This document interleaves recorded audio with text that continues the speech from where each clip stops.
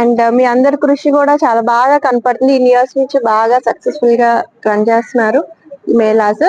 And organic అంటాం కాదు, రైతులు ఆల్రెడీ స్టార్ట్ చేసిన వాళ్ళకి ప్రాపర్ మార్కెట్స్ క్రియేట్ చేయటం కూడా అవసరం. అండ్ అవసరమైన వాళ్ళకి ప్రాపర్ ప్లేస్ టు పర్చేస్ అనేది కూడా చాలా అవసరం అండి. ఇది చాలా మంది వెయిట్ చేసేది ఎవ్రీ ఇయర్ ఎక్కడ దొరుకుతాయి ఏంటి అనేటప్పుడు ఒక ఐడియా వస్తుంది.